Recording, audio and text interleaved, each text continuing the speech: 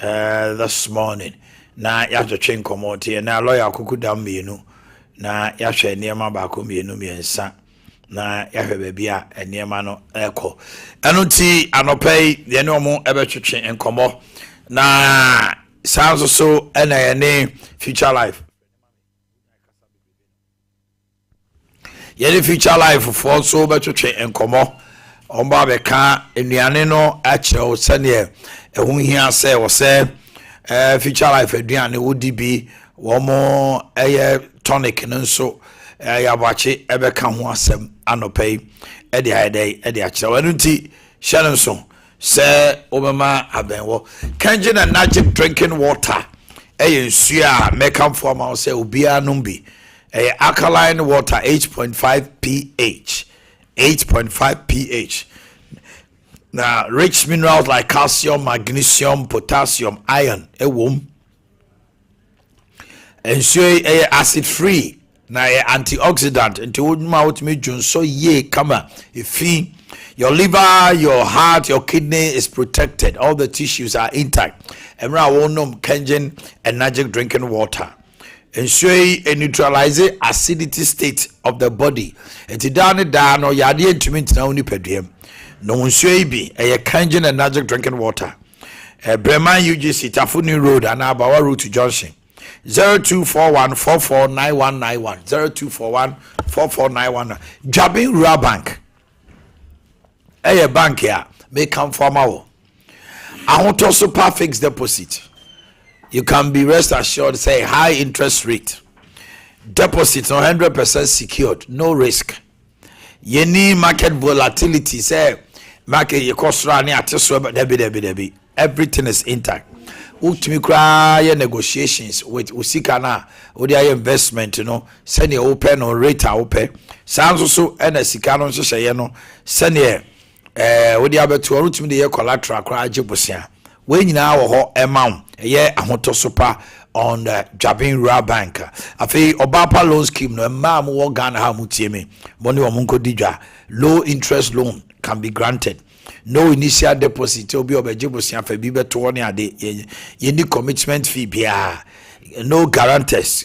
And why to the old Diana say with our flexible terms of payment, with a month moratorium say we just can abosome untua abosome e beto aso na abetua no say the ho be say ha ka ho bra na ye ne ontwetwe nkomo small and medium enterprise so e wo ho Jabin Rural Bank e wo joso fumesa ye wo sepe Roman Hill adeshiman New Road atimatim aboaso bonwire onwe ye headquarters no ye Jabin free 0271409340 0271409340 nani entwetwe nkomo Mama's choice fufu are yes simple gra obia wo ne Mama's choice what di Mama's choice fufu obo hu say but there banche ne menkan no ya yere in a powder form to answer wo kana wodie Mama's fufu mix de afi your mackerel honomo abenkwan na me ye no ene wo palm cream ya bem draw ya hye no pack him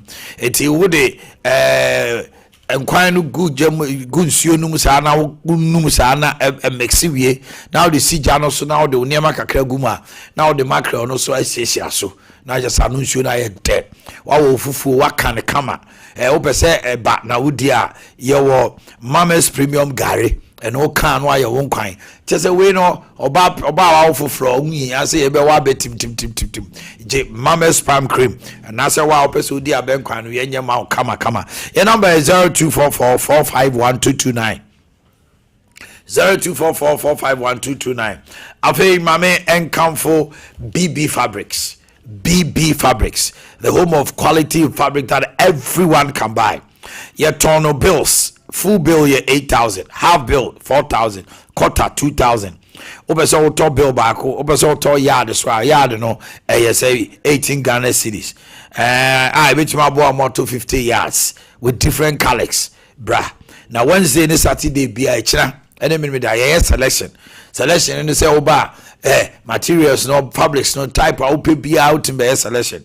You also fly ultra commercial bank na Kumasi and kind so you Vodafone, my bet Africa chi e won cry for 0552799 0552799 Liberty Conference.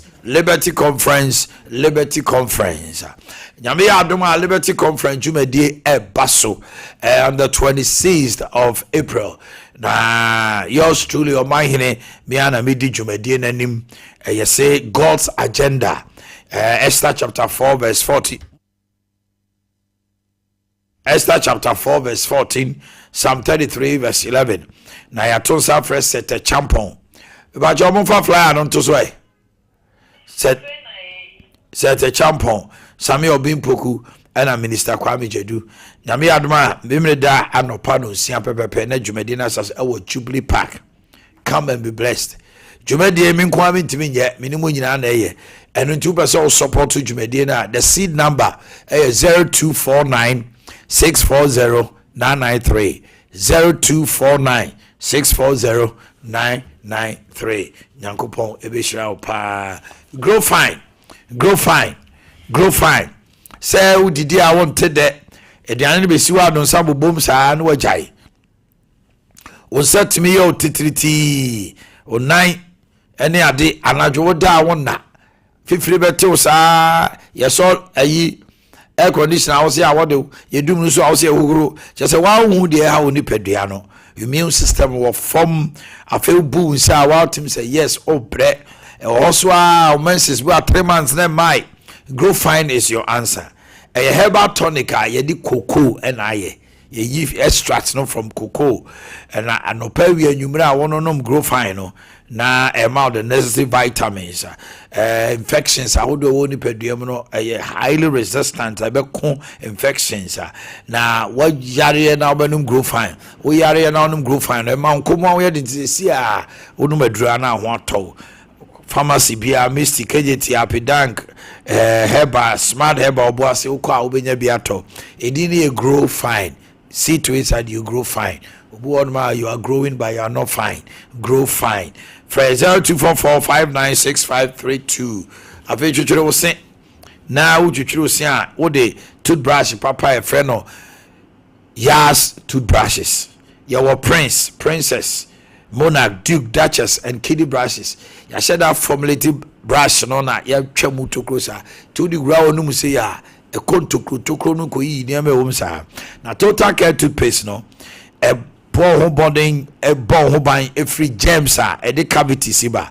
E sen kaka na ntokro ne plaque e piepie osiase no e twi abe yi ni nyina free ho. Afia ma osia ye fita na herbal no so ma osia ho ayeden. Ukodwa so a Yas toothpaste, Yas toothbrush. Ya watch it. Now, boom to say. Bibi Aboko. I don't know any brain. The nobody I say. Mammy Teo, our future life, I say. You that's it, yet at your phone, and I know pay so I did it after Friday. My need a see a woman, and I know pay your future and your life. That's right. And I know pay your future and your life. That's one part and necessary about mobile. One necessary about mobile, and when you have been able to ye no pay. Here come for the papa mama so back with the amount. Say the future life net na say. Na yiri chair and what my bushia. You said that it will not Dawson. And then it will not Dawson to make a name maybe one sem actual. Future life a yeti. That's right. A natural food supplement and fancy that so ya read that. And notice I won't saka or the other say, or say who cap boom, wouldn't you have mixes and your mixing gari and answer lacking, you know. No woody, then it is some separate woody and Obame, about everyone. Future life equal to 23 vitamins and minerals, 19 amino acids, omega 3, selenium, moduca, inulin, dietary fiber, high in protein. There be a good Abianiba who said, did the name in free so. Future life, did the name, then Pamia in free so. Future life, did the name.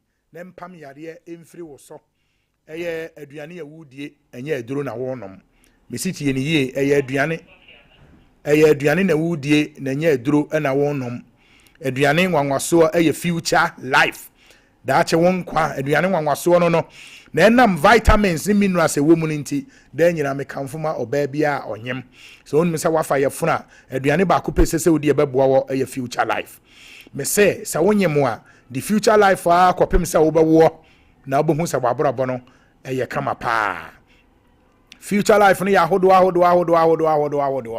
na ni gisem se ubia so di future life no ubia di ye wo ifiri afe ba ko ede ko emfia onyankopon de ama wo enu nti no wo ba ya so ye ho na wo kire me de koma me ba na ye de nkora de ama wo nyini na ye de mpanyimfo so de ama wo na ni nyina wo de ko aduane na wo die na mse ne pa ewo mu na aduane mu ahoɔdena yesum de agu future life no nti no bibiara wo bedie no wotumi se wo apomudene wo hu hia nyankopon wo mfra wo nti wo hu hia enei de meka ho asem kese pa eye beauty ahoɔfɛ ankasa aduane eye beauty food the future life no you want original you want high protein you want zero oats you want repair food yes our beauty enei nipa bibre ya dwene saa wo dwendwene no so na eka owede no ohunam na nyankopon de ma wo na eka no ti adwendwene bibrebe na ma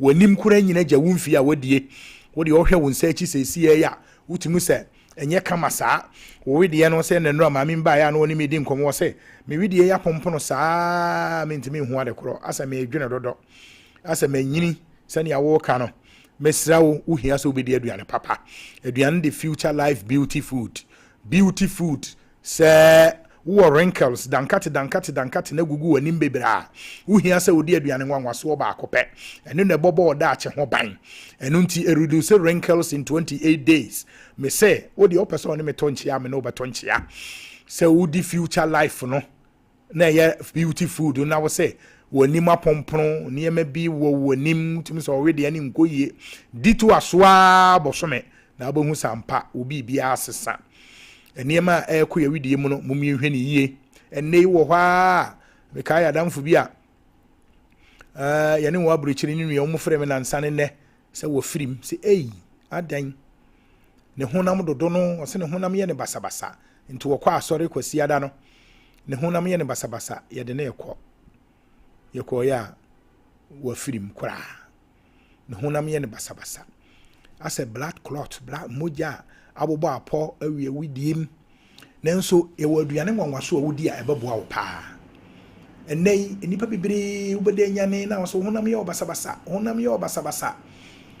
obasabasa ebu ha eye pressure na kosoro bu onso a wo cholesterol obu onso a omoja no entime nsini ye na me kan form o say didi ye ye wonuane bi wo ha wodi a ebeboa pa enuane metima bobo mako be eye be edunan ba wo de me mo be emire ene yi sikasemu nti me mo be nsia nkyerɛw a kyese wa wunim se yemfan se Omanhene guava ohun guava enipa bia wo tawo black clot sa wo blend guava na se bia wo de apple ka ho wo de pineapple ka ho wo de watermelon ka ho wo de banana ka ho na wo say me papa me nua we ana me maami bi wo black clot sa fruit ya me bobo drin se wo de eno eye na aduane se wa blend e na wo nom wuntiri no moja famu no ni nyina ebe ye pepepe wuntimi nkoto sa fruit no a bra future life aso ye mo aduane ni wadi sa aduane ya future life na ubedie no ebe clear mama veins ni nyina emu abi nti no entra se ema niema bi enchechewo emfa wo nto ho abra wonim se obana se ema future life a ubedi ama ho ato yes our life tonic enu de efre ni dudo no ye di nu bra mako aduonu nwotwe na aye na sa life tonic yi die mimi di ho adanse no Omanhene korote yeso be di ho adanse ifiri se eye ade papa obia wadi mfie edunaye kura ohia se onum bie eye life tonic chese enye mojeduro se ne awadwene ye o se ye tonic ya ne chese mojeduro ndabi we de ye dudo ankasa onom na ebeyi niema bebre afiri wo ho o nom life tonic nom na yi niam bebre afiri wo ho mesra wo nyankopon wo mfre obi asa wo enu nti mumie ni di yie na aduane a wodi eboboa wo ye future life na fe one my life tonic no sani am ye nu ni anopa wodi future life awia na wodi okurum aduane anwumre na wodi future life o ko da no anom life tonic me se woni yare to nkwanta amapai efiri se enema wo widiem no eye kama ya tropiti o mamu ba bia enkran ye wo Ghana Telecom University opposite abeka junction de no Ghana Telecom University opposite abeka junction de no fanse wo free peace FM na wo ko circle no wo tra Telecom University no a unsabom kumso eye cars estate fie ko unsabeka future life obuase Central Market Mr. Ochire Dust on Chewo ubenya future life takwa ubenya future life wo nhyiayem o yerepa pharmacy and drugstore ubenya bi watakwa sanite Sanat Park Sister Monica wo MTN mobile Saturn Pentecost meko nto mabusa no sunyane wo university na akwa akire nsuya nso a ubenya bi ewo abawasara drugstore enunti ye kamfo dia ma greater kumase ya so ye kase ne so for alignment interchange no soro hono a busa se future life wai mrane ye nhwawo firi se yade etete yade ha wo hia se udidi yie na aduane wanwaso ba akopɛ ɛyɛ future life. Okay, your numbers here 0246 01 another 01 50 0246 01 another 01 50 and a number for 0242 87 80 90 0242 87 80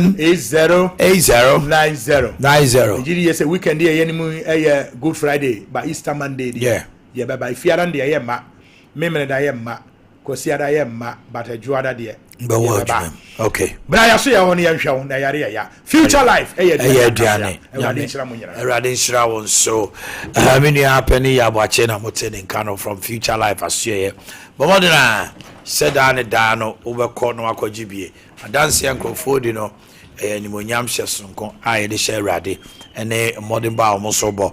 Dawood Herbal Clinic, sell by hospital, or diabetes, pressure, stroke. I want some ulcer, one bre, one pem, one hunam to 2 joint pains. Brian Suya Beshow. Name your Dawood 360 capsules and a Dawood ointment. Waist pains, sound to 2 rheumatism, CCM, Yanom Ade. Onum 360 capsules, no nowadays ointment, no chichi.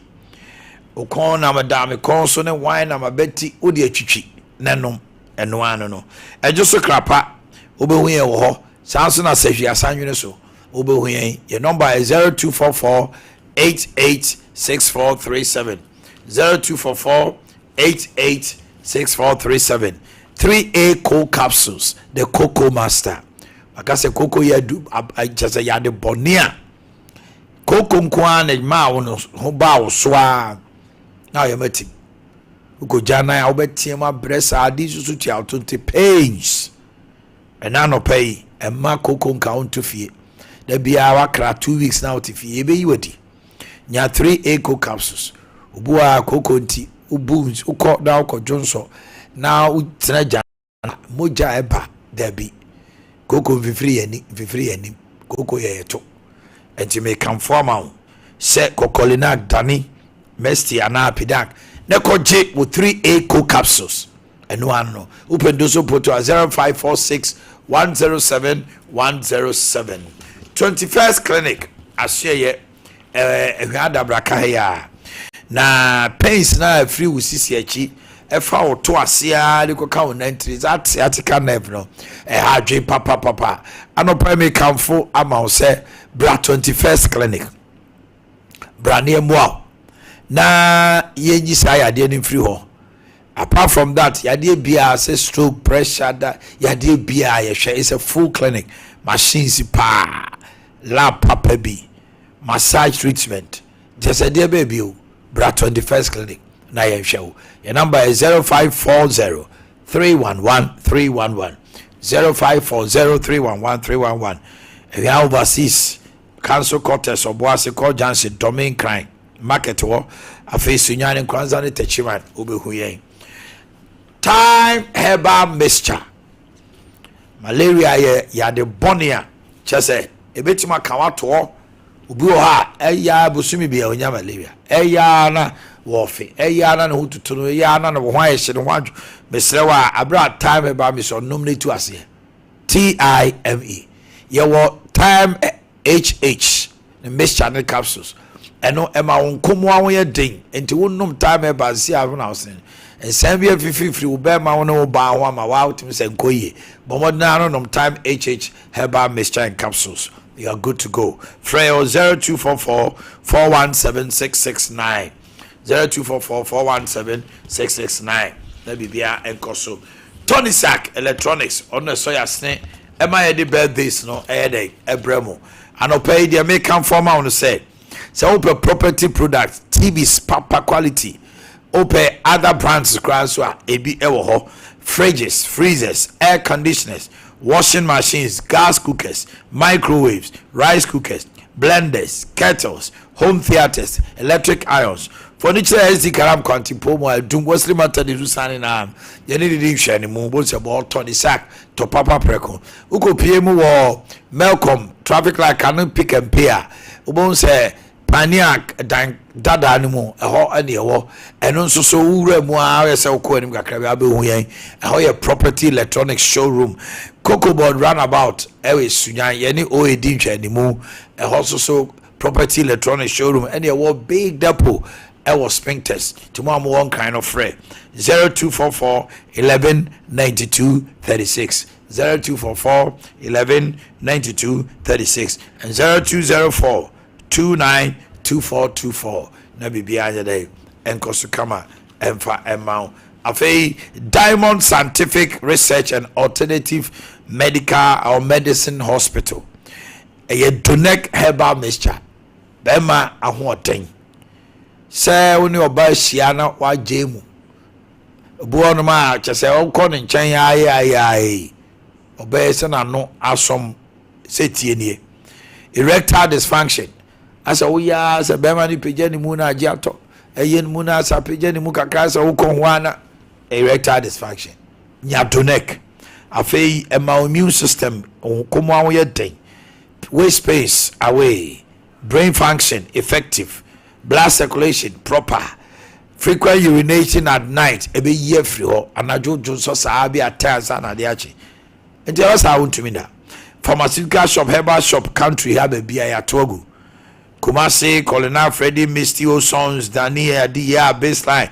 Aderic NNA Sam and Co have made a sempatni nyina for your herbal bekwai afi sunyane green light cap herbal mosaic Okanshi drug lane repash herbal capital load 2 Ashaman FK chemist Dunkwatewia pharmacy Obuasi smart herbal Gapson pharmacy Koforidia na takwa uwas ebibidro fie womu nyina emko na ubenya bi ato ho 0246 727 677 0246 727 677 and 0249 208 252 020927 yo ra Kofi Amabo Ade Atudwa say mining in forest reserves and water bodies will be a deadly business.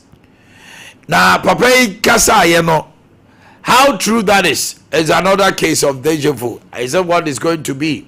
And I say massa ensem na anopei me ma beja for transe no na yehwem ne ahwe ba bia ensem no e de be kwa wie ene se anopei Kumasi mayor Richard Ofori Agima ye de to manim oso ama adwadifo e wo central business district na otwe mienu omufanye ntutie bi ombe no omfiri ho na after 2 weeks no so obana to what they are 10 strong men bia omo de mfia ni de mire to achi a brimo mbe brimo no e sanse office ebi mu ye stubborn e wo so omfiri ho no ma ye ka no wato no bo ama na otwe bi di se fa ye ntutie na free ho se one di sa enkomodie no na wan fa ne o maka no na se wa nso so de wo pe so de chinchina we e gangalia ai sana kan no gang leader ye ma me no mo se gangalia na so be yo hu gangalia de a na yɛ sɛ wobɛkɔ akɔto wɔ mo wɔ mo so ɛne wode bɛsi ani papapapapapapa ɛno nti mekamfo ama wo sɛ woyɛ dwadini a ɔpani no asɛm a waka no anɔpɛ mi ne abadwafoɔ bɛtwetwe nkɔmmɔ di kan ne bɔ ama mo di nkɔmmɔ their suggestion is that Debbie, that is not the way to go. On pe kwan pe bi so. No no mo twetwe nkomo. Anope lawyer ze kan su gya bo ofia. Lawyer me mo ache. Na wo pom to say. Bibi aboko de. Okay. Me gidi se chamber so ye. Bibi a koso kaba. Okay. Na mama ne doctor twetwe nkomo mra sese ana afi ye nto adwumade ne so. Doctor Abedi na che say ya to aso a ene sa. Doc, me mo ache mo akwaba. Na umpo me. Bibi aboko. Okay. Me mo anyu ahome 1 minute biara. Pressure wo se be dey. Alo pe ye di komo na fa hen. Sickle cell na ho na last week na say e be bie. Yeah, to pick a batch or get to the lines. Na ye ntwe na okasa kakra ye bia ahoma no tum na omo a omo sickle cell no and some bisano omo ade aba. So doc, let's hear an intro of it now. At least the bian and the want to hear who say Jumedi we na be na otwe me say di hu nkoma. Ama me say me fa so ma tweke mpo na me fa ntia so nkomo bibia wo hwa na say wotie Sompa FM ne Sompa TV anopai. Na ye ka say ye pe blood compatibility say be ya okoware a be hu o partner ne second ho say o choose. So we career na ka say ekofo ba onu so career na manko nkwala o mo be sickle cell no bi enti abo so bebre ya hwe type of sickle no ene de match ene de match ti ka say wo a we career no nti say wo de no SB e wo de ni mo so wonye wonye AB wonye now de no S wo mu nko ade a say AS SS SC ne nyina na wo de no wo career. You see, I have no more than one day entering him. It is a estimate to see one who are Macon Kala ammonia one day. Nana, last week near here, a new my master Kalano a breath. And I said, my Omotaya, the Bribino. You were anemia, bear 4 now 5. Kala moye SS no, or to me in ya. The gas anemia, Moja, be an emoja, I read Moja Swati. Bibia sometimes depending on bia yare about who be on malaria be on typhoid be which one am moja but we mun dey there bibia e ka mo ho and am say blast us on tem bia wado from tino omo wa ni ya be 4 na 5 mo ba ko kra dey na e dead kakra ho ya no dey na e ya ko fast service wu kra dey abre e di pa no e mo ba ko e difference iron deficiency anemia iron no na me ka say na djuma e pa no say e farm frama na ebo ma moja na from afra na fe the nutrient akọ body parts ni nyina okay enti ahoɔden de kasa de bibia no iron no na ma ha etimi nya sa ahoɔden no na bi wono ma na iron no the body need to be produce bi ana woni anuane so e ma no enough iron tambi moja na ahoɔden no na wo form moja na from ntimi in circulation no na ayepo no na ma excess for tambi a omotumi nya sa attack attack abi ho mo say the joint bi na lock na ni yapa wotumi e moving to nya hwe if you want to ma perisous anemia and I said vitamin B12 deficiency any folic acid any share na my body let me produce enough blood cells okay so we want to ma onya folic acid no bi so a onya B12 no ha say unni bia wa ho ode any produce blood cells no awfo okay na blood cells na here blood cells na no moja na kasa red blood cells white blood cells they are fighting infections they ma moja ho they no na ye moja na kasa no eno na ana bo ma body produce se unni bia se moja no unni bi kra no ana sa awie no na ama ohun so ye ade ba kwa meka wasem ha eye okru nkruma folate na my folic acid no nkruma wo bebre nkruma yes ani am ya me nkruma dia ni ayiro bebre the gwana mo ye SS no so mo tell din nkruma onya enough folate a ebe body no amana produce blood cells so oba ye SS a mani ni nkruma pa aye pa but you say your client faso ye no mo amode kan etu no ba hu obi ono nkuman what the ash enso wasesa nso agu ensuom ana waso no so na odi nsuo no agu nkuman mu ale na ayet se kan no ama nkuman ebe ha sa ne man we sa de a na o se nkuman ho de no ha azo fo no ma ye wo hemolytic anemia na me kala su se we fo no mo nya sa ha because say ha nkuman bi na producer Ade abatu esi no so no unya green one say ya nya de adua no na adua no bi natural one say ya na onwa no normal no aso nsuo agu no ye no aboa pa ama we enough folic America no folic acid nti omo a omo da folic acid so omo no nya no onya nkuma a obetumi ya hye sai na ya a wono bi omo bi jo no na blasters no onya otumi form but break it down 10 to see na break it down. It's a baby 1 to 3 days and break it down. At 60 days na ni na break it down. Na so for me and for me and what bia any blasters man na say e bia na okonya bacteria infection body mu a break it down sa blasters no. The sa kwan no so no so afa so a we lose more blood. You would have a plastic anemia. I don't know how hu pa no. Ngo fu no ma bone marrow no. Ya ka say we first bone marrow. Eno na boa ama body to produce blood cells no etimi ye moja merinya anwode bibia no. Obi wonu ma ne bone marrow no entimi produce blood cells no. How dey edu wode na ai bibia sabe hu pa was sango for all the time no.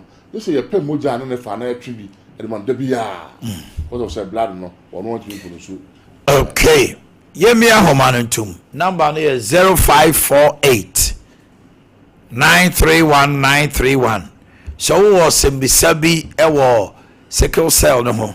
Doctor Ade Ben outweme such saying blood grouper o warrior e was say wo hwe ne ye.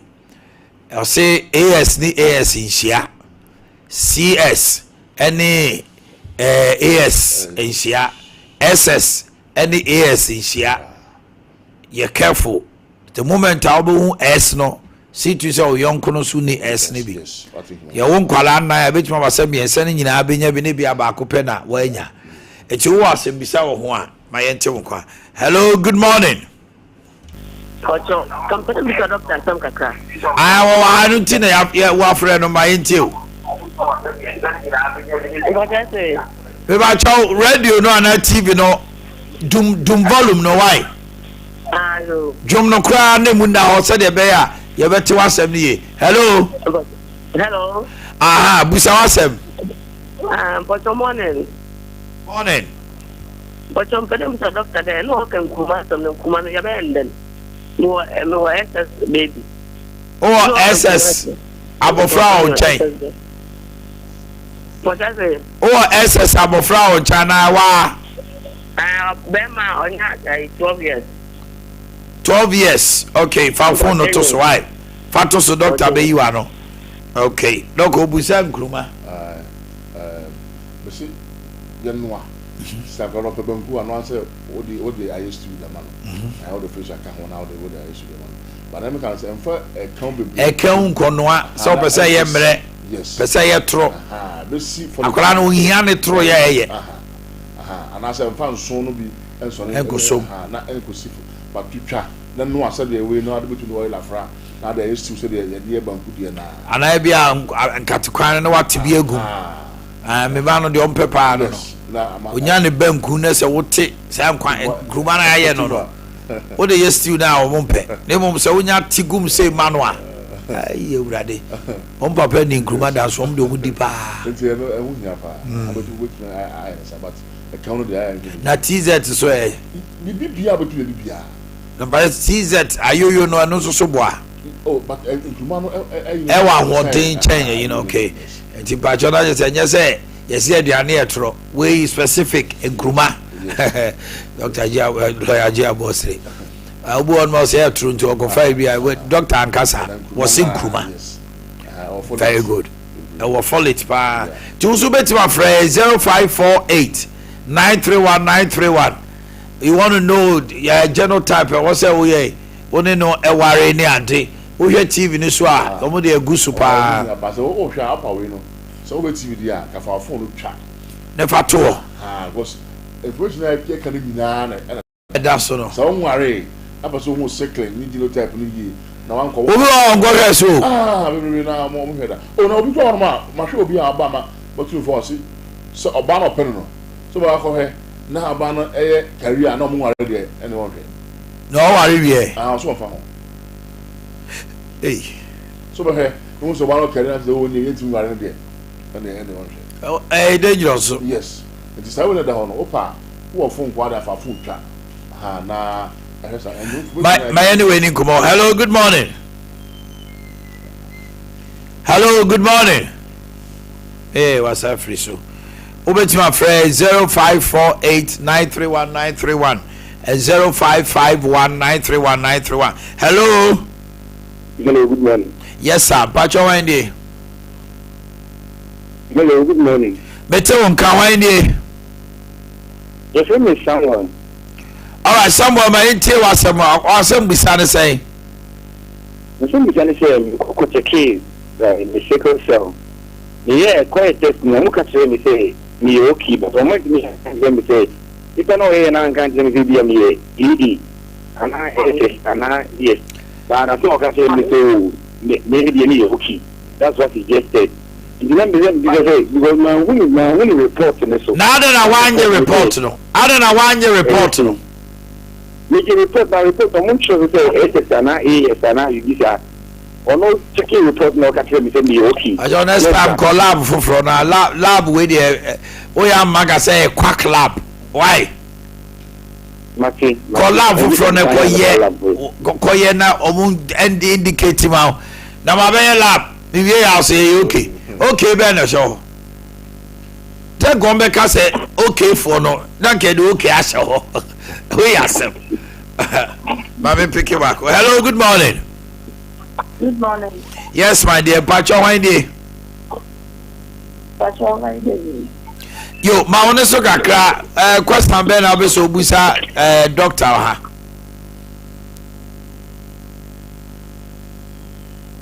Oh, yeah, video.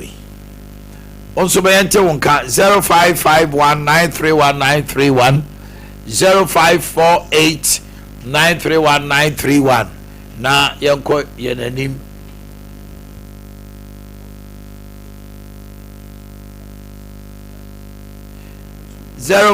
Hello, good morning. Good morning. Hello, good morning. Yes, my dear Pacho Wendy. You are free, Busa Okosa.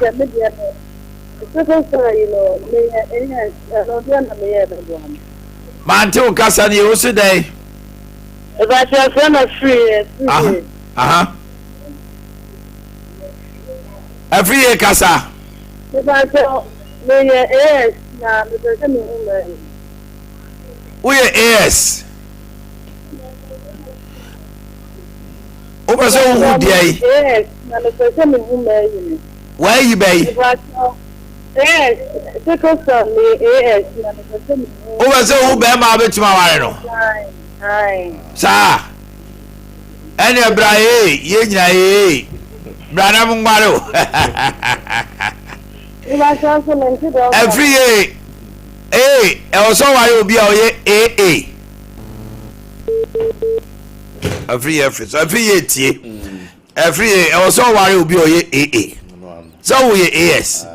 Ugofa AS, SS, CS, and CC grad and the NM so grad and the cow. SC no nye. CS and SC no. And they dangerous. 2 years SS stands like a fair SC. Mamun ko. Mon kwala fo mo SS3 no SC back home.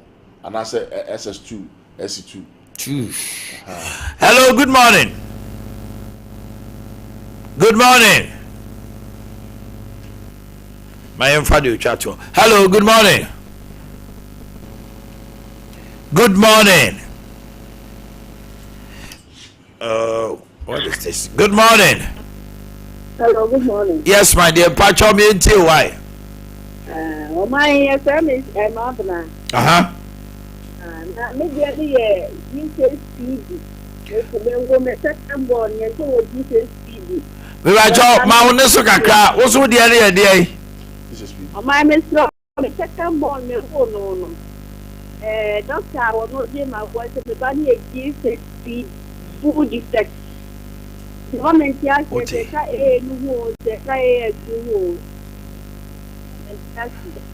okay doc what to say and the autoimmune condition and non can we home G6PD G6PD omo blood no and for me but then yet sickle yourself ono ne blood ne moja ne for me ye and the autoimmune condition and the one color na te no onyi ankruma di ebe bo ara o here specialist cry sa ho o here specialist that's a GSPD G6PD I say ni di na say a PlayStation ya ye ni di no sir it's a PlayStation e wo PF wa P6 G6PD I feel you know we nya o to immune bit ma attack the liver bit ma attack the lungs the heart the pancreas the going one ma say attack the pancreas na right from the kwab na no nya diabetes oni insulin bia every day insulin the brain the tinwi yes the tinwi alikuja ni tinwi nya bako anti o to immune condition akasa wo say o specialist no bo ano na say be ya enko attack organ bi ase wo ni but afri question obi say na no answer na o de ma obi am say o ese o nko ade o ye career okay and na de o ka so ko lab na that's what we work mostly no o ko ese o nya career omega you so you okay my men can't tell say okay lab a report no e was say indicate won say o ye bia ana ono na ehunu kan ye anti no so report no be twa dey dia send WhatsApp na ya kre na but so yan can't no to dia no kwa before okay na o hu state bi an san what me awa so dey be ku a ha bia kan ho bia no ba say on ma be tumi ahwe dia okay ala na omo we no omo e no say na o be tija kala say onya kai bia no akomo nkuma amana no sabi omo hia medical we ba so we mo ja en koso no so e bro so 13.9 na onya crisis below 8 onya crisis just say better level no ya can die to be bia ye dia mama 25 years ah you are the mobile but below that na there yeah was say careless the life okay for numbers ne to ja you kuma so ya atuma to tima na akra so what double number 0277 00 1 2 3 4 0277 00 1 2 3 4 0277 00 00 1 2 3 4 0241 36 73 49 0241 36 73 49 Allahu Sharfi wonyame ene yaresafo salamu alaikum okay ya to adwumaden so mamene ewra monkote twetwe komotiawa do lawyer trase a minority seat in the channel. Some a mighty minority. Aye. If you are a creative seat, Obana try be too. A higher majority seat and a higher minority. The quantity majority. And a speaker Nani. Mr. Isaac Amonkote, good morning. Yeah, good morning. Hello, Mr. Amonkote, good morning. Yeah, good morning. Now who to say Ade Akye Abia. Amonkote a local governance expert. Now, in some way, I am in the Chukobona Kujina say Kumasi Mayor Richard Oforia Jiman, Dodona Bon and Tamudin says Zuba. What in some be able to just say, Emre do say, Makumasi, Ahuni die, any Kumasi fan into my pefra. Now, I'm saying, no, Wama, a 24 of the take on our Chimino. So mono enfant free ho na wakato to say na otwe mienu no so no oba na to ha one ne mrantie no mema akuku da makantinka edu ena beba so oba wo de fia ne demire beto achi oba bo ansa no apamo free ho esan say is our got yourself in can you cry osre oba pamo free ho because e wo say ahunidie any pepe ye ba Kumasi. Nyame anim so no be Kumasi Central Business District a quiet time. It's almost choked. Obi anya ba bi faka anya ba bi si. Enti ono no local governance or person or the banner any what are my original say? Well, follow under human development and town planning, which falls under local government. And the Okan and one. But I was here when you say, a man on pavement, one are now more good room baby, yet to control. Sebio, Omunya and Rio, Omu free baby, Ebebu, Pamo Marco, a whole back. There are some conditionalities in a man who be about Meboa. And the identity interest are conditionalities now a man almost back pavement because minimum Copoli Bebreno or more shops no inside. And on Macofa or more for and maybe almost so Pekaka free a crunky to a room at the back room. I didn't Yamana is your more or Mokotomba. Ewo kwano ho eba. And this our approach, where is the problem? Now, the problem in any say about 43 municipalities in Ashanti region. May you say KMP and Oya Central Business District. Okay. Uko amansi ewa almost Central Business District na ewa Asukari Mampong municipality almost Central Business District na ewa One say a holy nyina a Central Business bi anybody a Correct. Enti edu baby a say wo pa akoso kra na say wo pese wo ye photocopy a say one ma check junction you do check junction na there wo ye photocopy o ho ne there na say ya eno na wo ko kromu no correct and san what me a photocopy no asa betini afaka akopa akoso. Okay, why should it be so?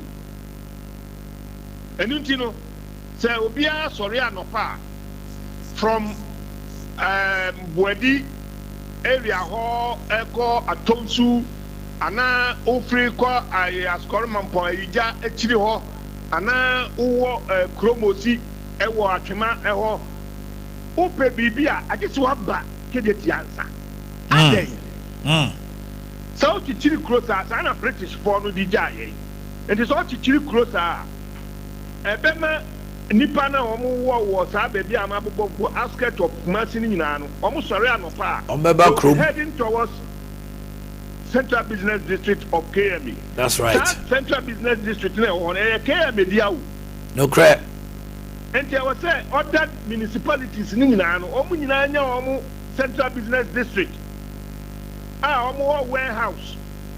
Omo a marketplace, a well designated marketplace. And you say obi person ton milk a hono milk no kra no must be cheaper than say oton wo asafo.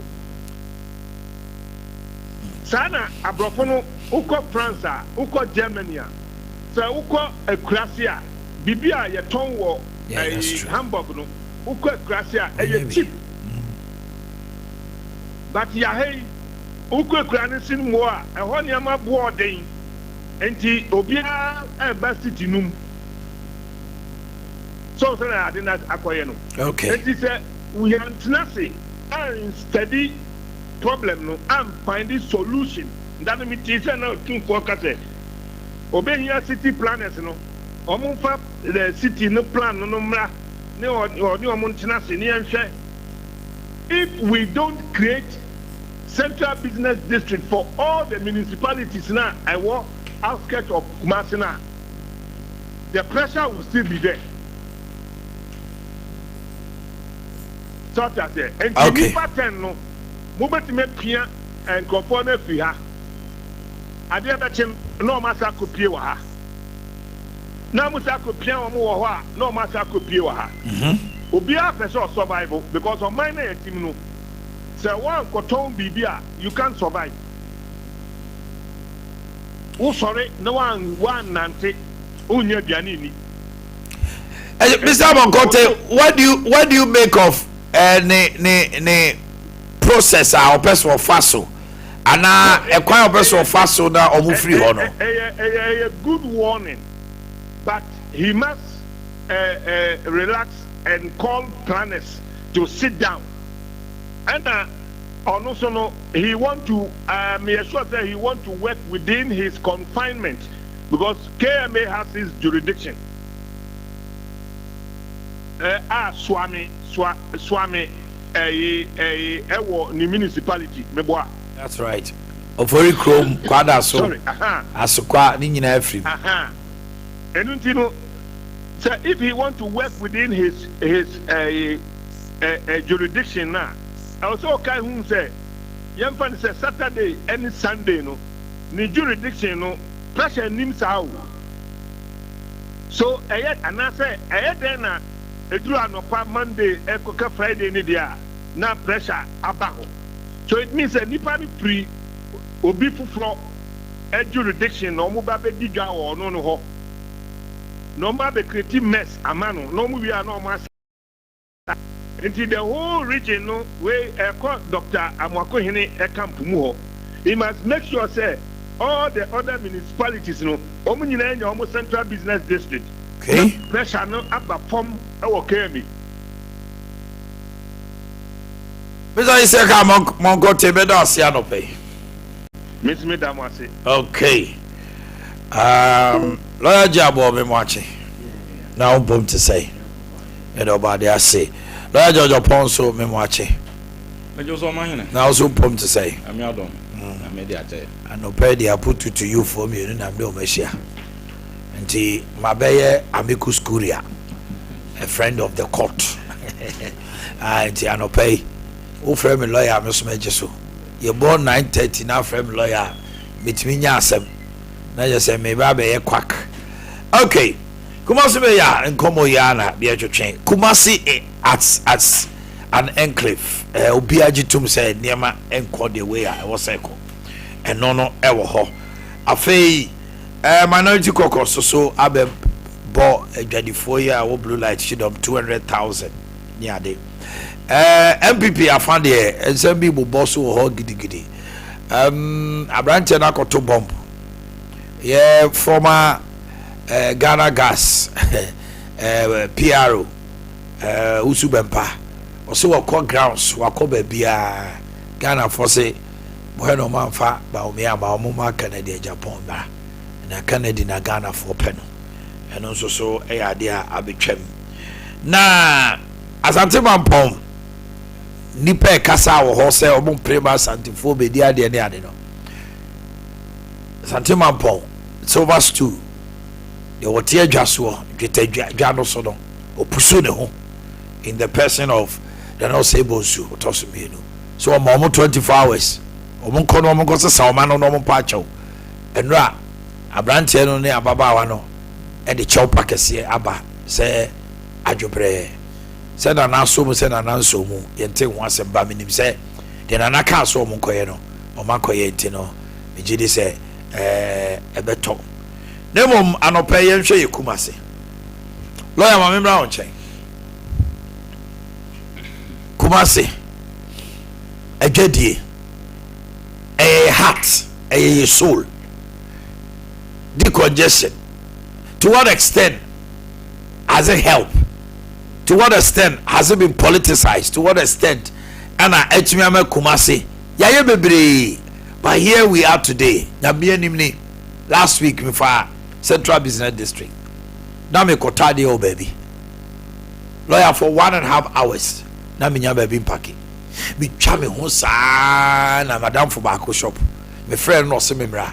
O ma me space bi o na paki. E no gi me key. Ti me buy no de akoshe baby amane. Em say ono ne packing no de akoshe ho amane.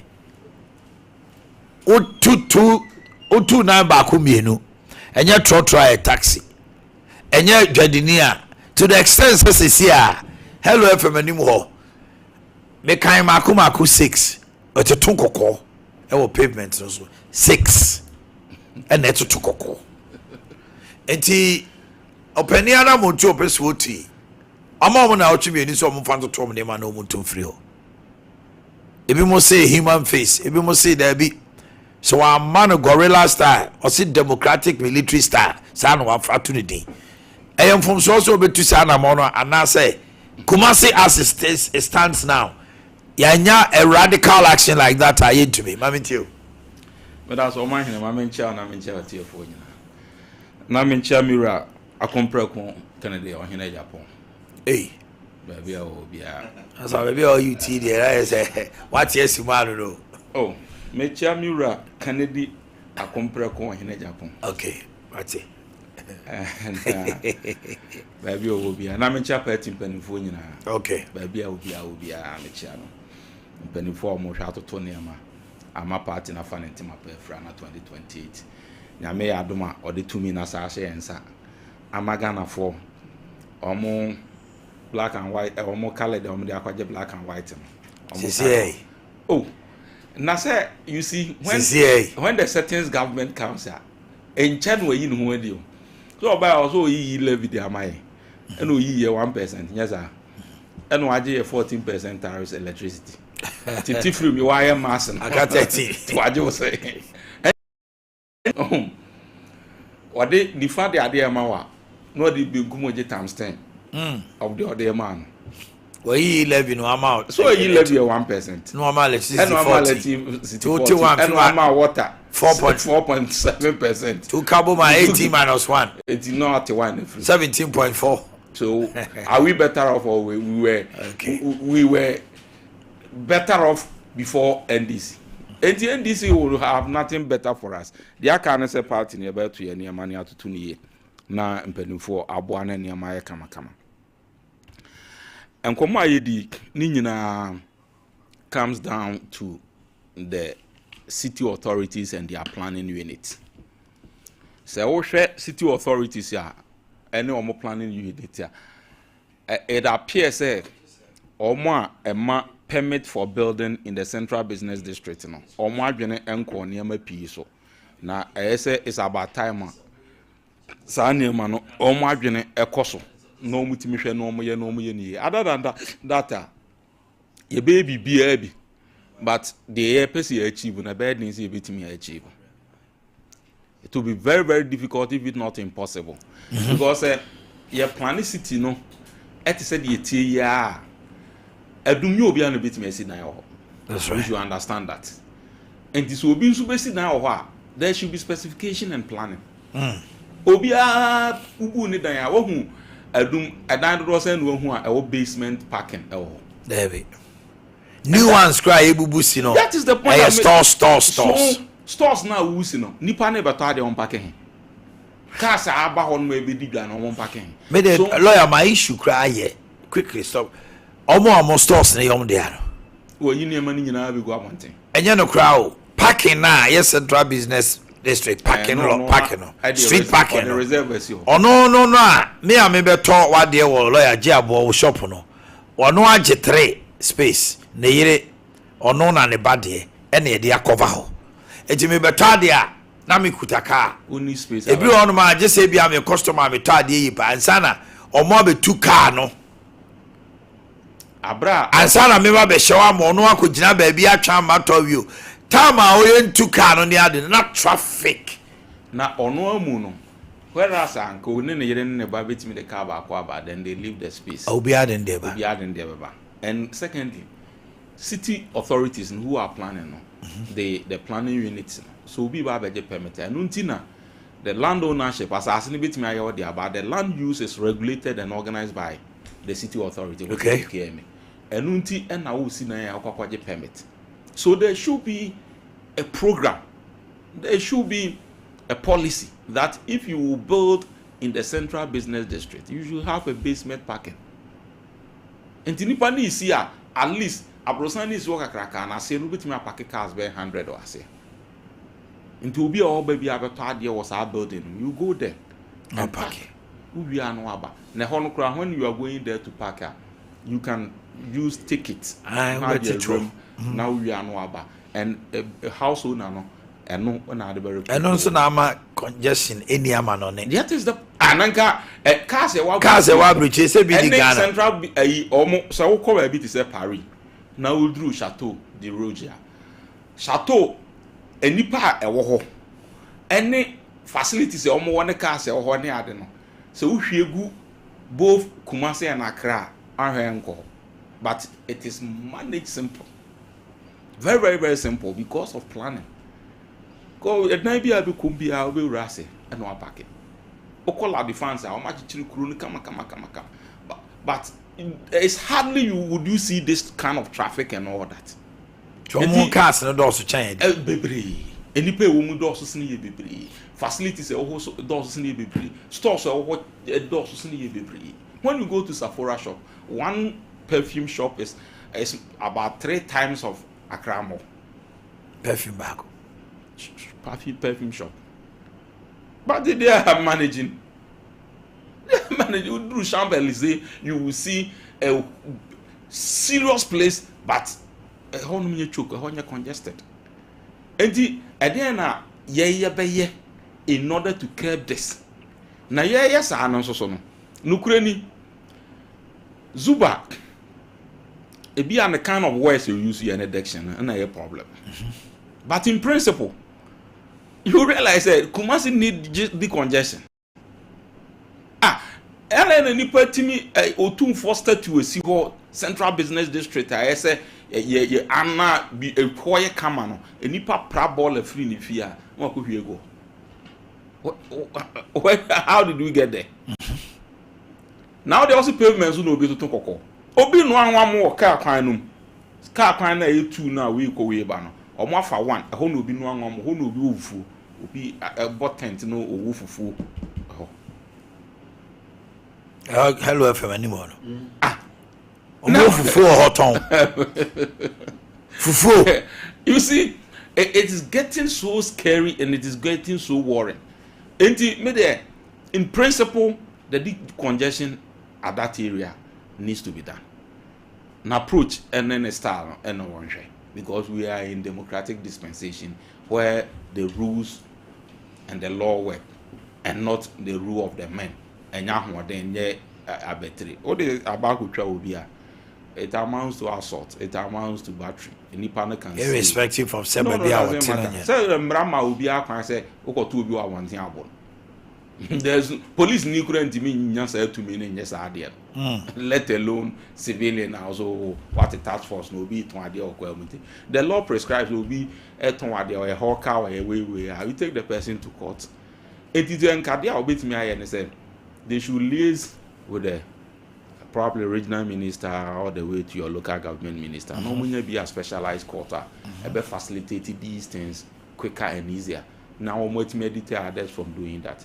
But as also will be there, I think there is no in our dispensation. Sabri omo yama military seminar, omo route no, I say by omo afi, omo 82 ni omo NDC for omo afi omo PNDs no. So omo yi PN free on omo so omo democracy. But unze kusi wa na ahwe ani ani bi ane de. Poma ho. NDP no e free ho no say PN na de military seminar wo mu no. And no more year through na aka NDC no. When the NDC no, and then ka omo person omo de democracy. By a sense say omo route, omo abose no bibia PNDC no military no. And one wo nti no omo bai ene ma omo ye nyina basa military sem yakọ radio bi fie yakọ we ne. What do you make of in team Fojo? Omo face as ono so he's eluding what? Information and also what they buy. Information. Almost or more they have tried to reach out to. So for your information, beneficial to the state. Are you saying the national security and the whole security state apparatus on any information about me about? Somebody just blow your whistle and give you lead. There are 2 aircrafts are on my by Ukraine. Activity is too suspicious. Baako by wadi 5 days. Baako abeka ho. Owie ye na wo kɔ no information nya ne sɛ wo mu twam akɔ baabi baabe e na wo mo nya problem e na wo mo alande mo na mo abekirikire mu sa wo mo lande wie ya after all the BB or Mogan, we na nka wo kwase no answer to aso akọ bia na akọ. Then but they went back to their original place where we free more at the buy. So these activities, and there were some content, the cargo that was offloaded and all that. We want to know what is happening. Or yeah, press conference. And remember, Fojo didn't say only the 2 suspicious aircraft. Or say besides say, cocaine now 350 million worth. US dollars amakwachewo elmina say how and one some way. And no so one some akusi say. Ya wa na mo di video led by Japa be kire say containers sikani gold ayema container be say 12 was saying sikani gold ayema. And no so one some akusi say. Na say ranking member on defense and interior entimi musa these questions for the state to come and provide answers. Who else you ask these questions? And you are telling me say wakadi onfa ho asemmbra yes sir ye konifi akwache. What kind of society are we building? And they are doing the womu say me member of parliament vested with the authority and the constitutional creation say me oversight responsibility over the workings of the state, so to say the executive. Nese me hunu bibi me feel say ade na me hunu no mkoyi enti no aban hwe no hwehwem no ma ye ho asem a omukwache cocaine no elmina no na fojo reverend intim no ka ho enye state never boy amane containers ya almost gold ni ade enye state never boy amane. Why are they making capital out of the 2 flights? Are there 2 flights na wasem ni ya. What about the 2 questions that he asked? Are they not legitimate? Enti state no aban we say no ne niam bi ya ye mu ya ye werem dodo. Ade na yesesa aboa no osu ete se double na ne nante se double na na huso se double a enya aboa bi e double. Ade na ode oba nko na cocaine semba. Aban we ba every time this government comes to power there's cocaine issues here and there. Isn't it that probably they are fighting it in Tinsuna cocaine or APA because maybe other government kept quiet? Oh, you're now you are only attracted to people of questionable character. Also, so one gets a check of home. At this time, one more time on some and now a nipa or more yet this area. Why? Yankai na yelema metefe. Yankai all these menace and mobile one boy money not once, not twice, not thrice. Some watch cocaine of this. Who are those people? You told us a gold containers, a certain allergy. Is there allergy no way? Sa cocaine na mu yichire no away. Sa a gold dollar and the gold no and also way. Where are they? And somebody, a member of parliament, who has constitutional injunction to ask questions, demand answers for the people of Ghana and his constituency. No, ekobisa also onu mom na wo ko ni fie akwa edi military akwache no. Abra wunim kwan ya yefa so wo hia member of parliament kora, e kwan yefa so yeton sa afre member of parliament. Soldier sembe no. Nti sa ne ma no, so ompe so omdi pi ni sa be share ndis n'animu a.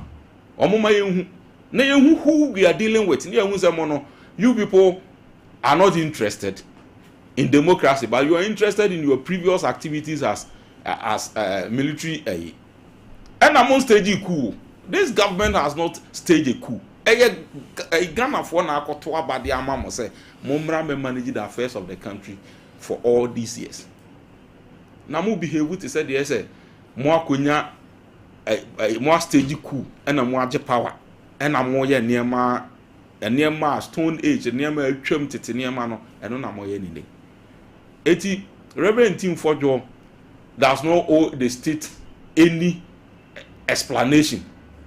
His Excellency indicators on cooperating with the security apparatus you cooperate with. And maybe he's not that was the. Have you heard any invitation extended to him or the Speaker of Parliament for his release? Now, for cooperation and the moment you cross the line of cooperation, now also arresting, he also the state no explanation.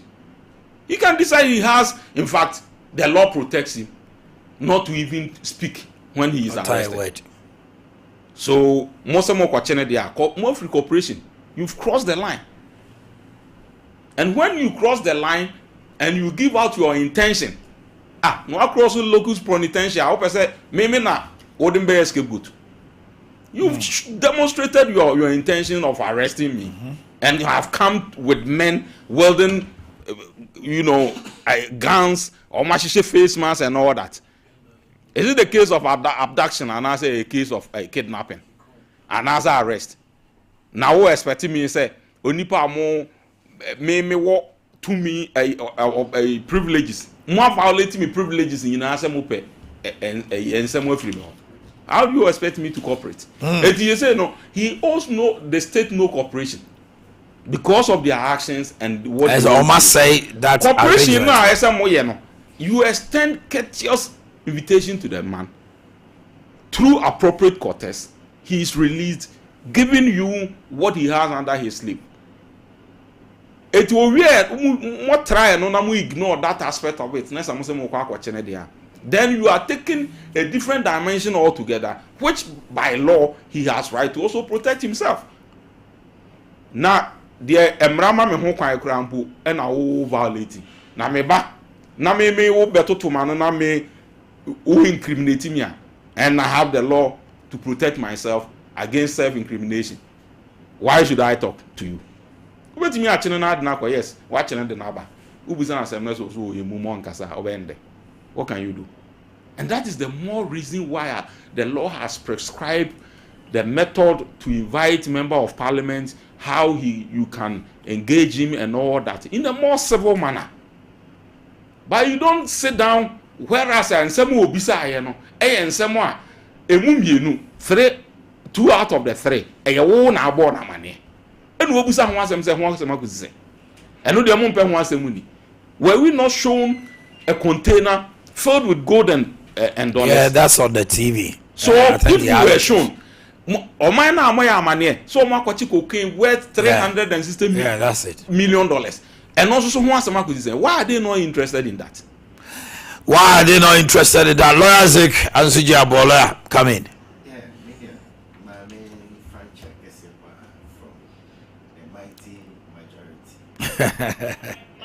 But your mic was so green. Aha.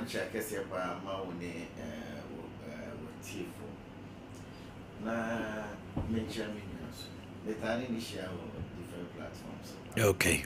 And Rami who said the name of Babisha, and I was happy. And rather more platform, and I said, we are also starting an our chair Kennedy. I am of the opinion, say a future na de mount or the way or more party no. Okay. Is a lusu ya I been see dana. It will be proper for them to concentrate on rebuilding the party. On the yeah, cause our situation will be moving. Kaisa ye lusu the year 2000. Now Rollins factor no ye the research be more everybody say as a building party around Jerry Rollins. And people felt say the demeanor of before they were out by a gentle giant, that kind of that time was a political trend in echo. Edi Oma Ubia and Nehemiah Dingin Animano, a center of attraction. One way we do baby party in the club. Ebegu. And the party took a position and said, no, yeah, we will follow near research in account. Two months a do baby na Jerry Crack and some people in NDC can come out and come and challenge babies with sharp teeth. So Nina was part of the rebuilding the party. Not and the individual. There is nothing that shows BB crazy or party. Professor Amos Abba, Omunina Yamen from Ukraine, Abako. Nothing shows BBSC. I see look at Tiamo, John Mama be 7 and 10 or the same thing because party no have a big 2 points to be say It is no more around an individual. No occult sort of. And you know, so more next because as it is now, Obey Kennedy, Obey Baumia. Who was a nipa beer committee beer or better than a year. Over picky will be a. Or so a Kennedy will be so about me. That's I was a findings ever. Another maker, whatever a Ashanti regional team, or more research or more year. Findings Nina, it is tilting towards as about me. There were and look at Nkofonso no mugu panel so. Omunina people presumed to be from a particular camp. So, I am of the opinion say so when you have brepa, they should look at that. Now, may contest a woman primaries. Up to now, BBI ABC no. They still recognize and call me say, I did we say, they were say. And they want you to be there. MP, you're winning MPO, why you was sitting MPO. But they still want you also to be around so that Obiabe will say, ye one. Now you lead any. So I am of the opinion say if now they focus on that, it will help them. And I mean able to get levy tariffs I have to do. Electricity tariffs. The cancellation of the levy is still a bonus because tariffs a public utility regulatory commission and a control. I don't know I say now for the past 4 or 5 years that time dollar and started a year off. No more certain timelines, Emma or more. Say every 3 months they will sit down and review it. Now once sometimes these are some of the things me and Ra already review no buy indicators are indicators as reason how the review correct correct. But once sometimes now politicians we take it up and make it NDC NPP policy. Not civil servant, or for now, or Mushe no for Muhedi. So now member Kumasi Mayor as a miso. And me assure say experts now friend no TMA. And I am disappointed kakra. Not everyone no nimu, but across Ghana, all those experts. Once I'm paying Pina or Muba, no more can simply be brave with the clear solution. Or more, I prefer. Yes. Once enemy Kasai. Say even choir your first way to see a dying crown, or say you make allocation for Sanyaman. Basement. Yen say, near must say, be cry, once and some of those so-called technical advice na days of Bekasa near the obey no carry. No problem, no that and Obeko baby, these are the people that you be trianica so much at the end of the month. Meanwhile, not baby, I had a quarter, there is nothing there. So about 2 weeks ago, now me one set so. And I make my minister is your friend is saying containers. Airport. And I was like, what kind of excuse my French? What kind of nonsense is this? Inti yen to about my minister near all these things. And now Babe can't say containers. Over can't in the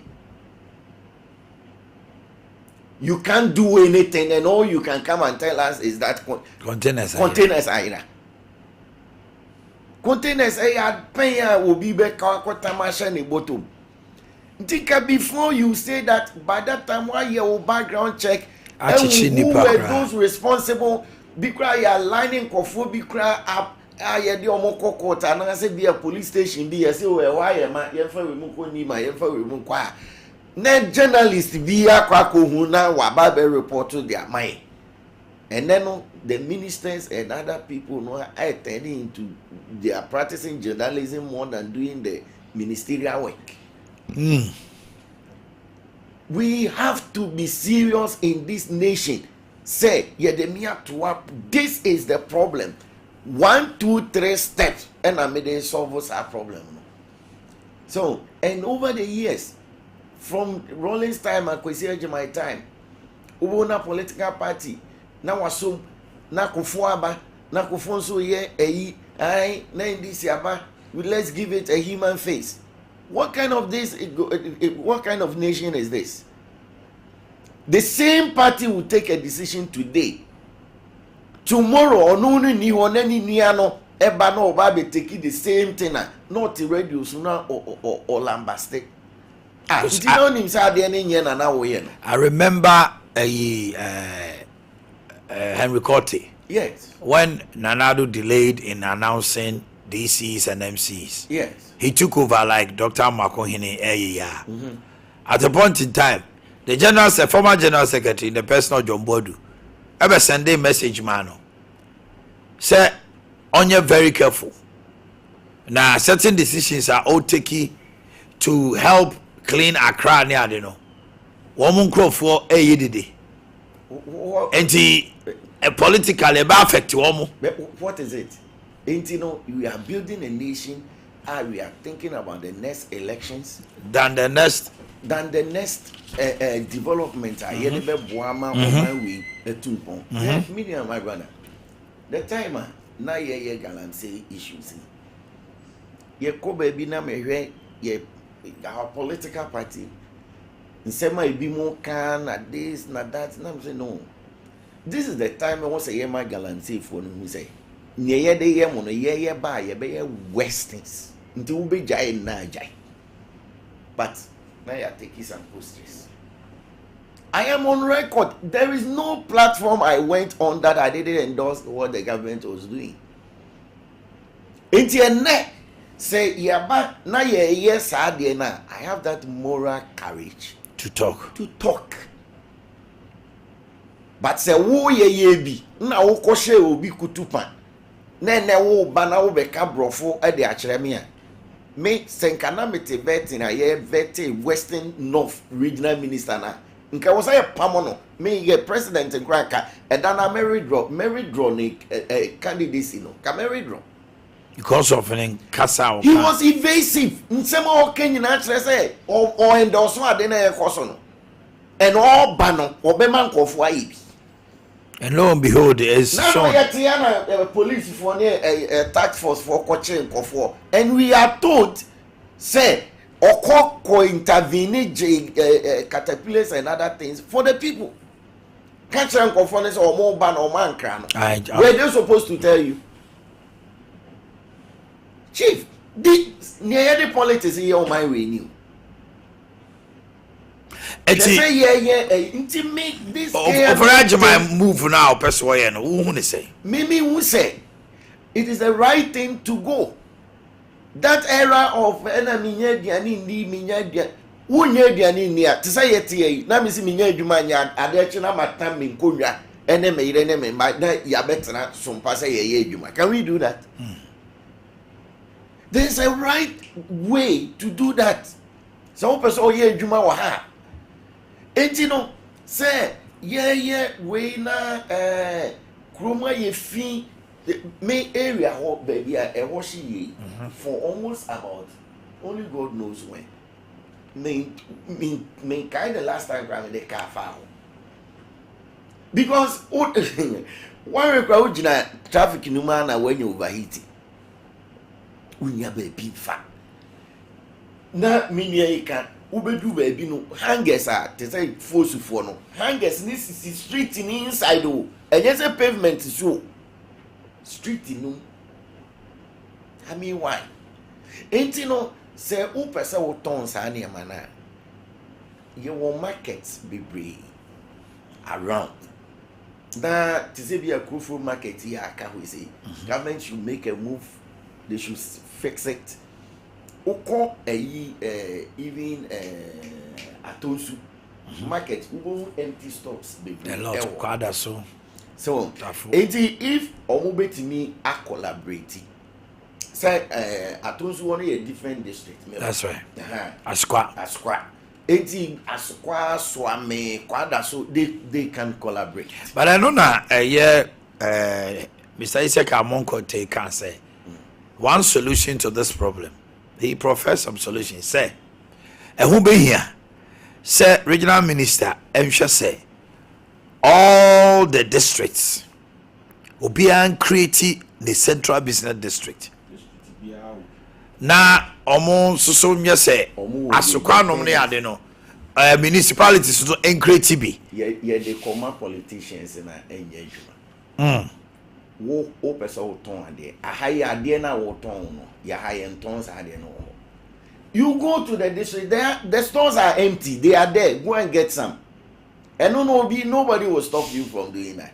But also there are no lorry parks also that are attached to it. Most of the time won't say can you say ne dwede koso wo hopa because nipa no ekochinchin no oba besia kofia.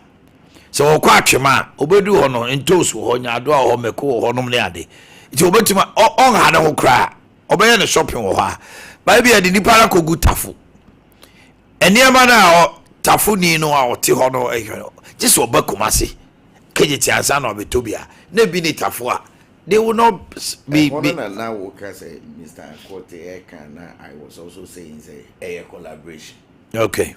But yentime can say saa de no enkoso ansana ya ye decongestion se wo pese wo ton ye won kofo biblia wo obi aye ni boutique e wo kwa mo omo toto okay obi e ton ni foods e wo ejuso omo eto enti no se won so pese wo ton obi go and look for space. Wo ye businessman, you should know what to do. Abai kas oba be assume sa responsibility na ebe slow down things and we may end up not doing it because enye bibia na ban won ahoden be ye then finally it's for you. My brother said say hu na na make an ebi ade what say 18 for you may what three issues with it. The first thing is that 18 for your I statement. And also when you're intelligent, say for non collaborating, no more cooperating among your argument. It is better than the previous regime where Abia president may not even comment on it, and now be comment here also BBN. As to how or nobody knows. This one we're making it public. Now one thing in son is saying. Say we invite you here, and you by force. We invite you here, and you by force. It is why inviting team for you, 19 for you, so on bar. You can proceed and conduct your investigation. Near Ube Huno, not the about to Jack. But what I say, Sana yet throw mine. At least on my ayedemra, a deal boo on mine. Chief, so who arrest you here? The first thing is to identify yourself. And identifying yourself in any kind of way. So for you, those masks they took there, no? I was saying everywhere uncle for no punishment today. I am in one class I meant to worry. I am in one meant to worry. So me, I always tell my people, you can't go and mess up and not make my better because we are NDC minister and I'll call you in. I should come and defend you. If it is wrong, I will come here and say it.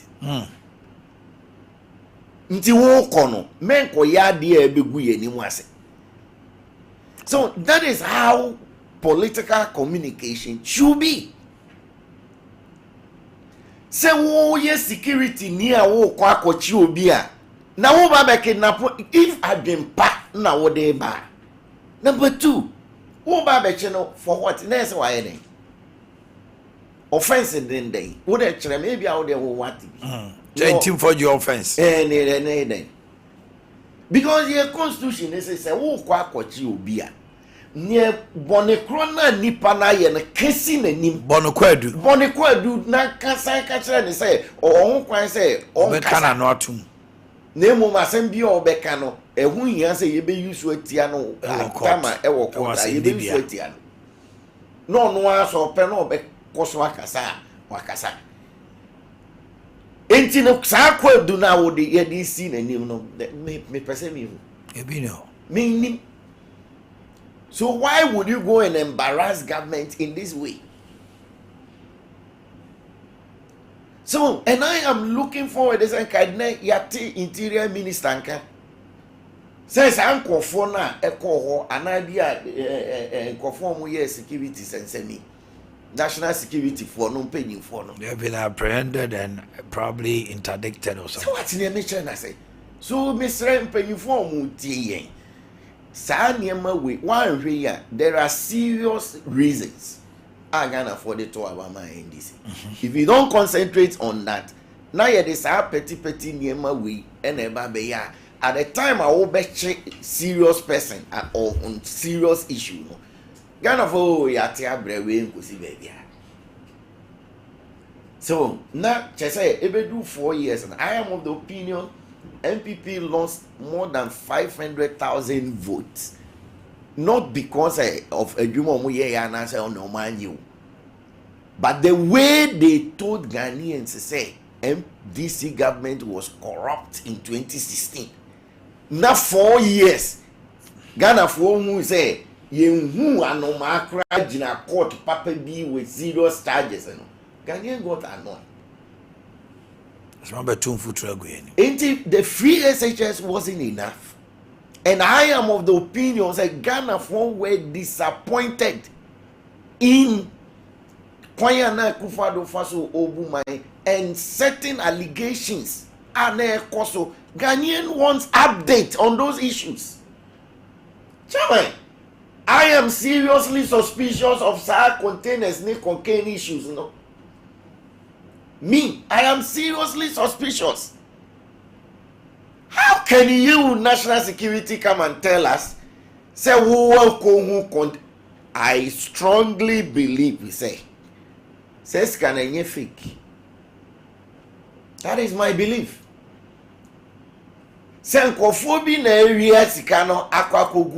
You understand? And those people, only God knows how they got that money. As a police and road na wapaki sikagu bagging na we kakra sugu bagging na yache we no ye we no na police for a press conference oh ye who bag na ye fine na kuntumiri na wo na wo unim se na we na ewo Aunim say we na now they call. Can you come out and challenge and say Number 2, can you come for your money? No. I am seeing that is the strategy. That is my suspicion and that's my opinion. Chairman, the way Ghanaians are seriously angry with the previous government, they didn't give us over 1.6 million votes for nothing. Now what about the and say Makohu container one could say container is your so. Can't you tell us the person? If you're looking for that person, there are people who can give you lead to find that arrest that person. Ebi krana mi amete me na bia size kano media. Na na me ma ba betena ma no den. Se wo de mi picture to wa, nka me ba betena ye dede. Tell us, and you said the place was a warehouse. Whose warehouse is that? The person should be arrested. Anyway, first suspect. We are not kids. And I am of the opinion President Mahama should get up this morning and speak sense into those people's heads. Other than that, we will be sitting here now 4 years about. So you are coming to tell me say MPP for and they contain Kwakosio. Ntia to Obama will say just come and tell us say MPP for traffic. Is that what you are telling us? And who are those behind? So I am of the opinion, I am seriously getting disappointed, and I believe there are a lot of people with the same minds, and I'm calling on Chairman General and I'm calling on President Mahama that this way of doing things, if we carry on, it will not help the party. All right, I mean your birthday, so now remember for final lap. A special happy birthday to Madame Margaret Kusiebwa of Denyame Kumasi, from your children and Afridi Ajimai, Stella, Doris, your in-law Akosia Somwa, and all your grandchildren and great-grandchildren. Madame Margaret Kusiebwa of Denyame, happy birthday to you. Amelia Mpoma Sika of Greener Pastures Foundation Complex in Kranza, from Papa Toast of Sompa Kranza. Deaconess Mrs. Sabina entry of Asokwama Kion Church of Pentecost. Deaconess Sabina entry, happy birthday. Akosia Soma sends that. Georgina Amamankwa, Ashanti Regional Secretary of GJA. Hey, Gina. And correspondent GBC Ashanti. Happy birthday, Gina. Mavis Ajuadankwa of Bogoso from King Sabatus. Nana Yakuredu Chama Skinny of Nyinahini from Kakape Mystica and On God. Happy birthday to Georgina Tiwa of Central SDA Church Asante Aguna from Kachre Obi, and Daniela of Central SDA Church Asante Aguna from your sister Precious Kachre Obi and Sompa. Lawyer, I'm around Champion. Let me tell you. Obia wa 4 minutes na MPJ mu. Say Omanhene Yaw rubra ese nipa bi serious na yetimi chichire Omanhene chichire niye, because mpanisi se nkwan yeda obia bese bia no. Yes right. And say yeah, it doesn't matter who made it. Enyina timesre se ye kase yedi amaniama hunu achi a ene intimi va enonko antutu kasa say da bia Kumasi beye basase ya, because obi ehon obi didi. Yes, ye ja obi a see ya me wa me sorry me to me boto mu anasi ase Kamura Bank of Ghana na Barclays ya says it Google tell a honum baby Asisabi and Kumasabi Gumada and say come them and me yare the hospital ye nyene sa baby there are stubborn people in Abuja than her. But because of their laws are strict and they are enforced, you dare not. You dare not. Now you see, as I speak, I think that the presiding member of KMA is on his way outside. And you quas are my bomb who card mutu quine, Munkofe, ni said your money at the mobile. Put it to use. Implement it. Because I said this straight, you know, you enforce your bylaws, and you be jam will be at now the man hours. Even what we lose is much more than what we gain. Okay. Because 1.5 hours additional traffic more that year in Cleveland. You could have done something better, valuable with the time.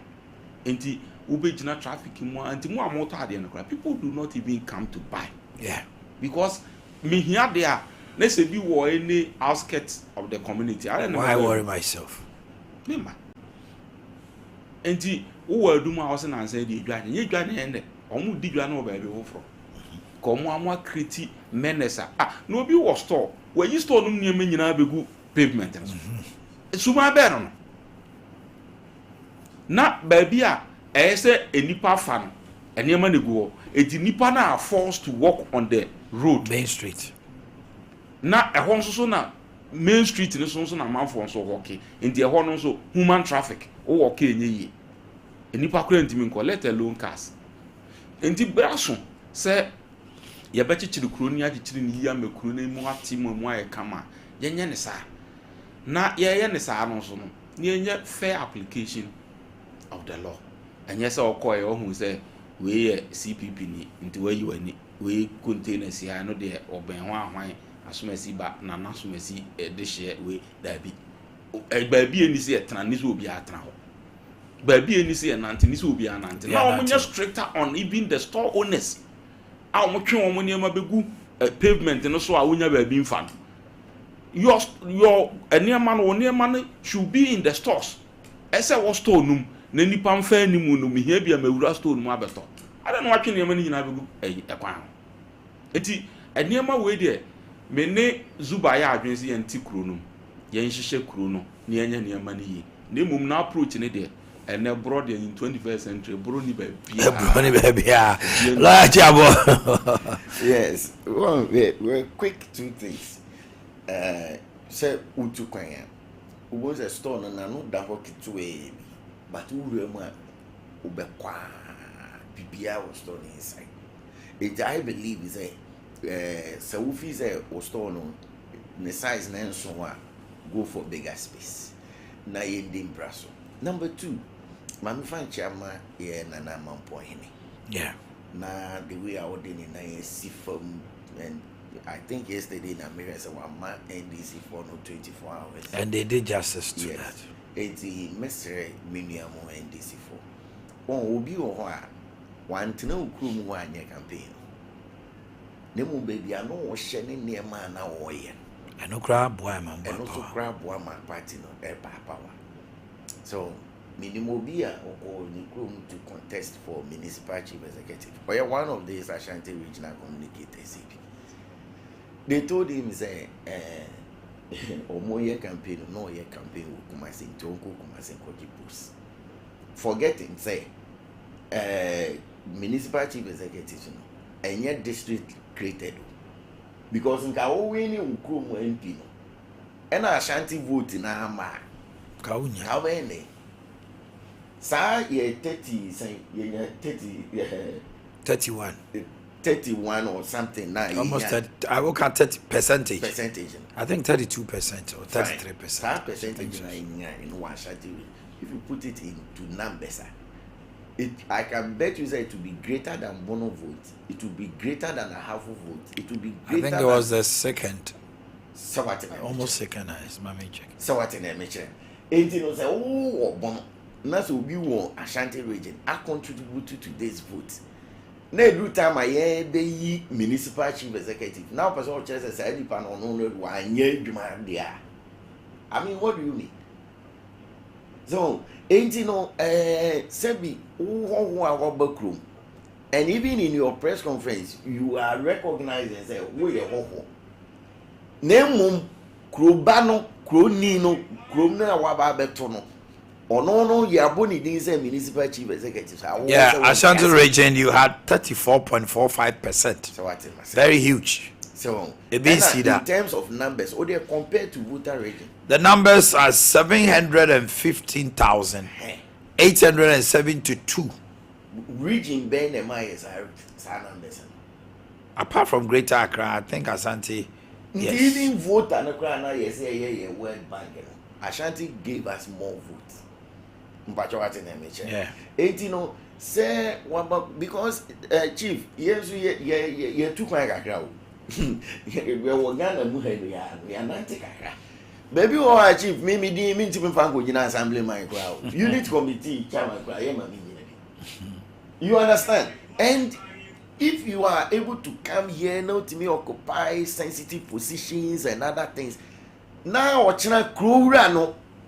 Yabo ni din yabo bi mu din wo say o ma depose I was want to say nti mesre chawpa no ye nyina de ya no etum nana senior press conference na constituency for ne ye no yenso de ya no tum na ya pon wa chaw na ye tum rante no for say sebi senior mo nsem no e ma ye nye sa de ni bi emfansi ya na emfa anchia e mo ti fo nyina medasipi aseda ye nyame dia. Okay, abusiafo ye de mo besi ha meda lawyer Ade Akye Abia of the NDC and lawyer George Opon of the MPP and George Opon by also chia kese nkoma ni wura Omanhene Yaw Kennedy. All right, it's time for full time with Zinko. Here, stay with us. Have a wonderful day. I'm out.